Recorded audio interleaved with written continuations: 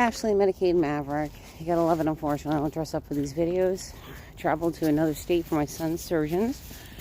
So anyway, I was talking in a different video about developmental disabled and how they could get, that waiver as a 21-year-old adult. Let's talk about the early screening, periodic testing, and early intervention. So let's say, for example, I have a child and they're a preemie.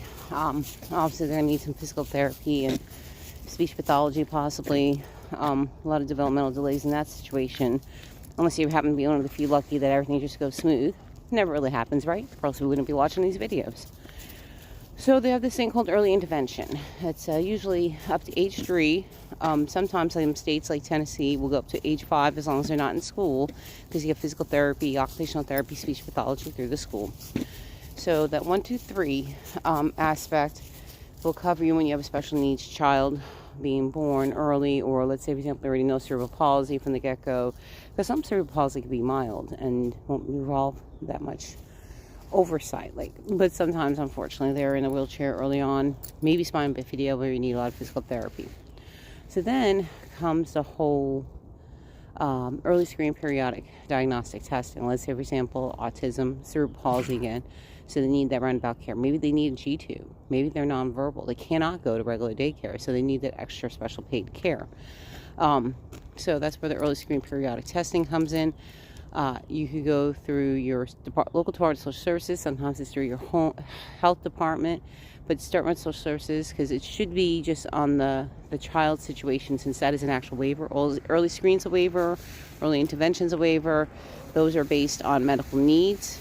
Again, local Department of Social Services, and then they'll direct you from there what you need to do. If not, contact the ARC. I'll put the ARC's information in there. Extra things you get out of it, maybe for at least the early screening periodic testing, you might need a home mod. You need a ramp because your child has a wheelchair. The early intervention, again, just gives you a lot of the whole physical therapy, occupational therapy, speech pathology, just a lot of it get heavy because it can be expensive on regular insurance. Gotta love those deductibles of $4,000.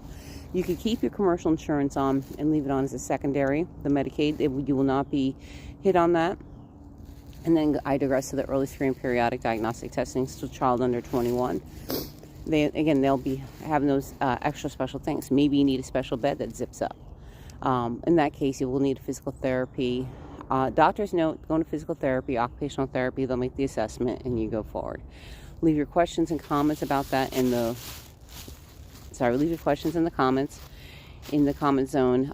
If you're having problems getting it from the state, like mine are, again, I'm able to pull the personal regs. It is supposed to be paid by the state when you have those waivers.